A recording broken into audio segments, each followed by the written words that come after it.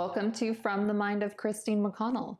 In today's episode, we are going to be restoring a marble fireplace back to its original color and also doing an ombre on the walls and the ceiling of this room that I've been renovating.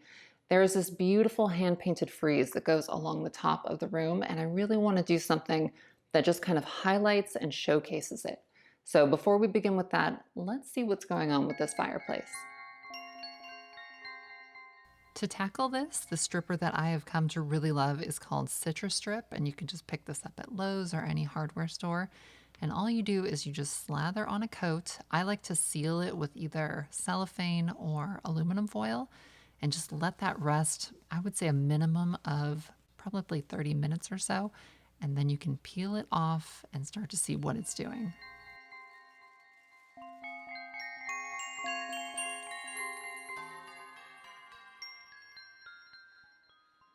If you're trying to break through multiple layers of paint, then the longer you leave it on, the better that's going to work for you.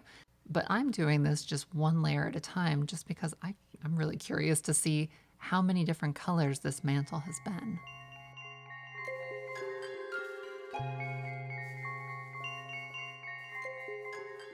What I've uncovered so far is that the first layer underneath this bone layer was like a really deep, rich chocolate. And then directly under that is maybe the ugliest color I've ever seen of mustard yellow. I really shouldn't call it ugly just because I think it's just that color against the current colors of the room. But there are definitely ways you could have decorated the room that would have made this look very pretty.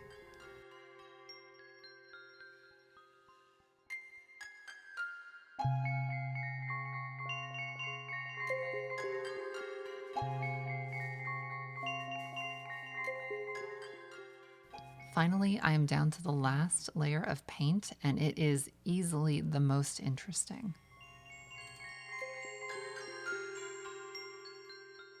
All right, so this last layer was actually done by an artist at some point in the 1800s, and it is so beautiful. I've never seen a marbling technique done like this, and I've Googled, I've looked up everything, and nothing looks anything like it. So if you or anyone you know has any suggestions or ideas of how this was achieved, please let me know because I've been completely stumped by it.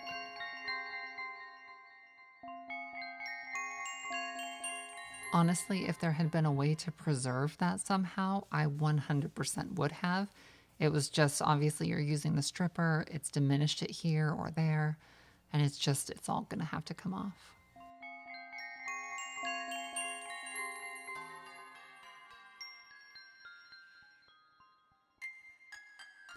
When I finally got to the bottom and I started to see how beautiful this marble was that was just painted over, it kind of just completely puzzles you. Why would you pay so much to have this beautiful marble fireplace installed and then just paint it over? And I'm sure if you talk to the person who decided to do it, it would be a rational reason. But I don't know. We're going to get it back to looking how it was when the house was built.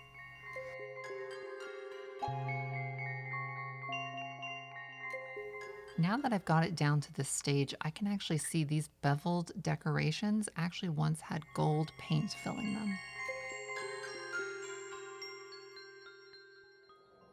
Now that all of the paint has been stripped away, there are several areas of the marble that are pretty badly stained, and that's just because they've been covered with a dark pigment for over 100 years.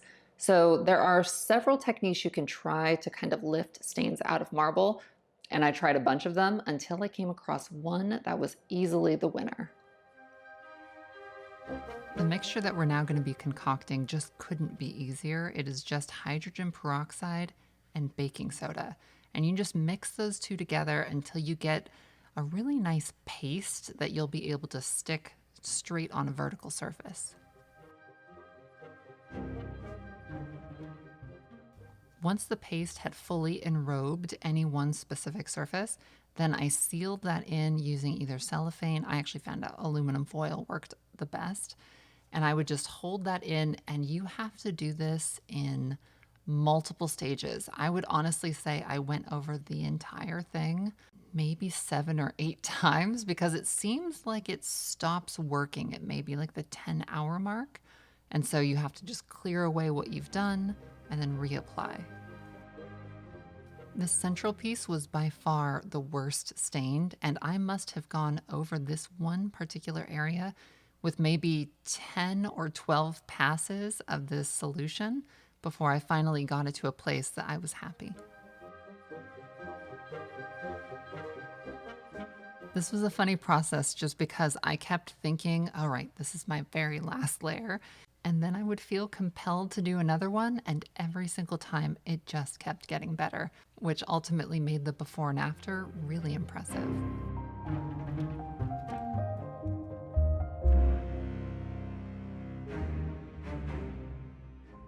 All right, the fireplace is looking beautiful.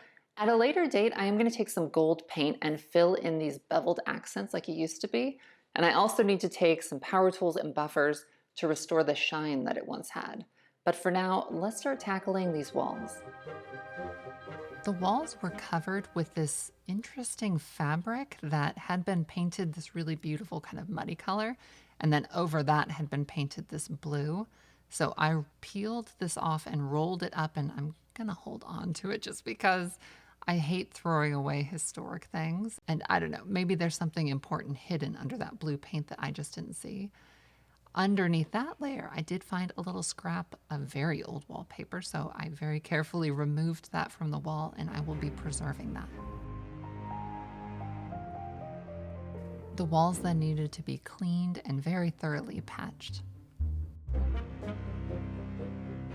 Once the canvas was ready, it was time to start mixing some paint colors, and I'm gonna need several different shades to pull off exactly what I'm thinking. So the very first thing I did was actually scrape off several sections of that original fabric that was on the walls and spent some time matching that color as closely as I could.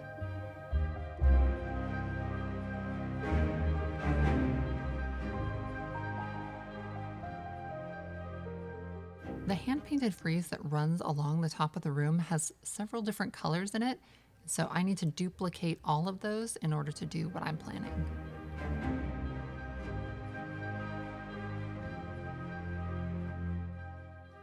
Now that I've got colors I'm really happy with, I'm going to head over to the paint store and have these mixed into larger quantities. Then once I'm back, I'm going to cover the walls first with a base color that I can sort of build on.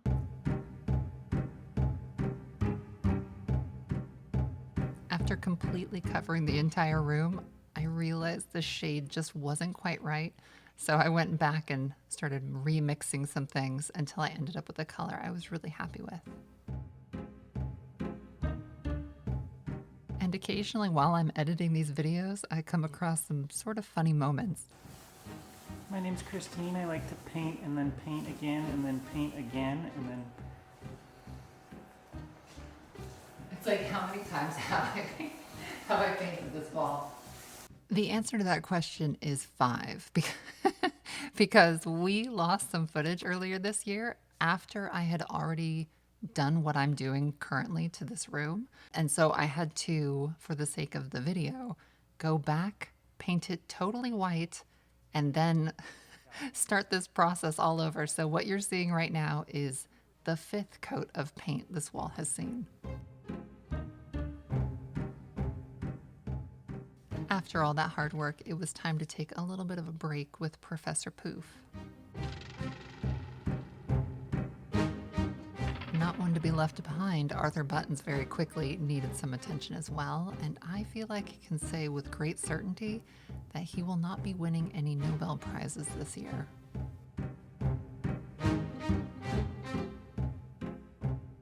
It was now time for me to start painting all of the flat surfaces of the ceiling with that same color that I painted the walls. And I could be a little sloppy here around the medallion just because after this is done, now I'm going to go in with the trim color and really kind of fine tune all of those edges.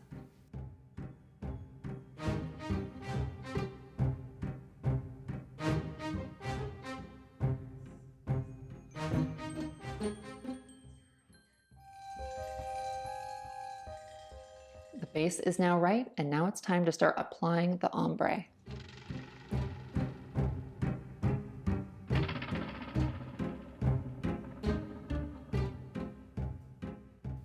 The way that I plan on tackling this is to create 10 unique shades. Number 1 is going to be the lightest, number 10 is going to be the darkest. And what I'm doing is in number 10, I'm pouring the darkest color. In number 5, I'm painting the middle color that's on the walls right now. And then in number 1 is going to be the very lightest color I'll be using.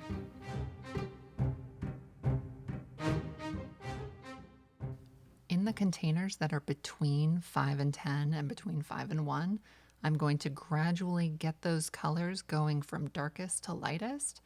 And it takes a little bit of doing, and some of the shades needed to be really like custom tweaked. But once I was all done, I had this perfect graduation from dark to light.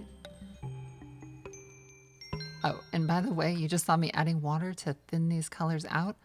I don't think I would do that again. I think it ended up actually causing more problems than it solved.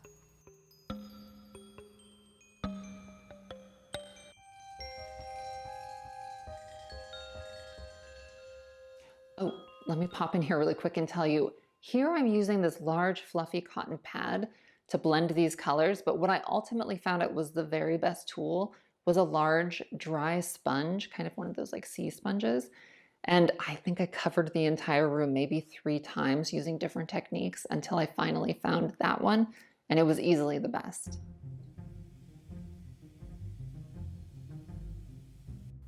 I kept experimenting with different techniques long after the captive stopped filming me. And so that is why in this episode, you'll see me using things like rags or this cotton pad. But ultimately, I did use a dry sponge to get a really kind of seamless blend.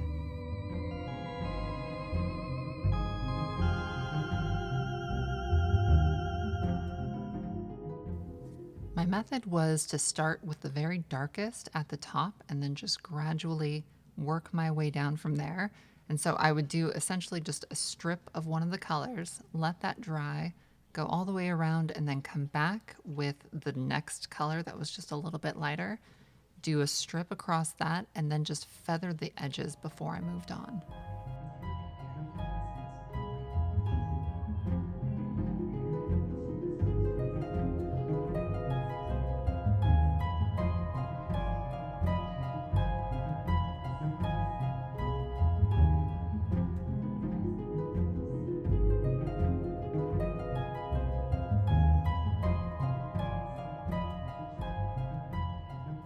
There were several areas that once they had dried, I could see a few like lines of demarcation. And so I did have to go back and like just re-fiddle with those specific areas, maybe mix colors a little bit. So ultimately, this was a very persnickety process, but I think the end result is really unique and fun. So to me, it's well worth it.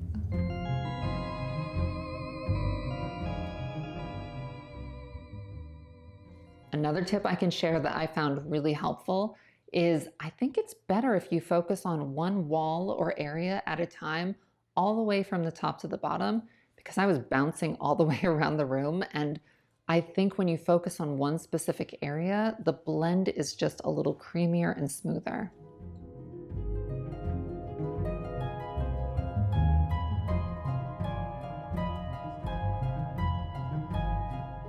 Once I had reached the bottom of the walls, then I was able to step back, and there were still a few sort of funny areas that I felt like needed to be tweaked.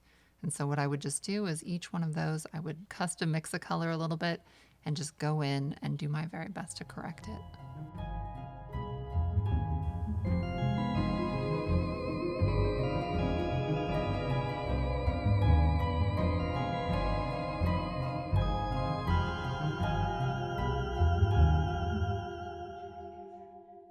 Okay, I'm really happy with how the walls and ceiling are looking. There are several damaged areas I spotted on the frieze, so I'm going to go around, mend those, and then once that's done, I'm going to finish up by painting the trim. There's a lot of aging going on with this frieze, which makes sense considering how old it is. And so you could mix a color that might work in one area and then move over an inch and it doesn't work anymore.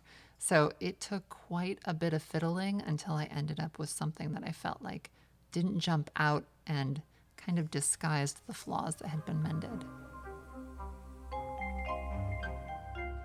After I was happy with that, now it's time to move on to painting all of the trim one solid color first. Once I've done all of this edging and it's all been refreshed, then I'm going to go in and mix a shadow and a highlight to really make this pop even more than it already does.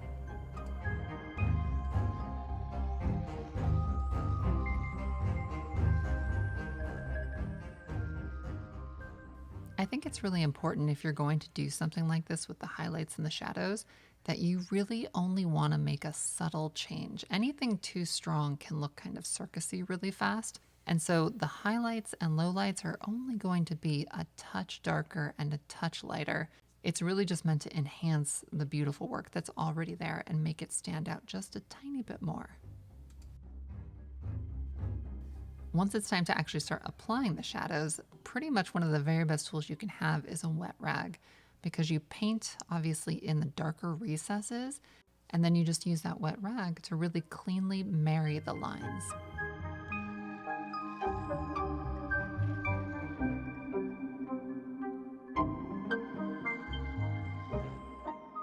I'm now applying the highlight, and you can see here that these colors that I'm doing are really subtle. They aren't terribly different, but when you step back and look at the room as a whole, they really do have quite a big impact.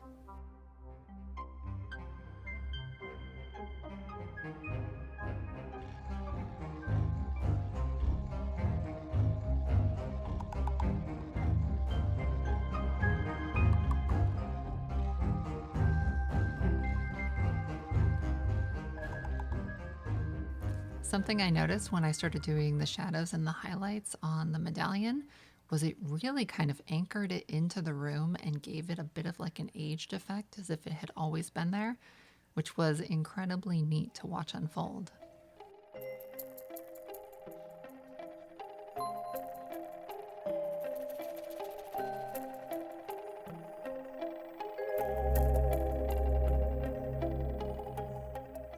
My very last step finally is just to remove the protective tape.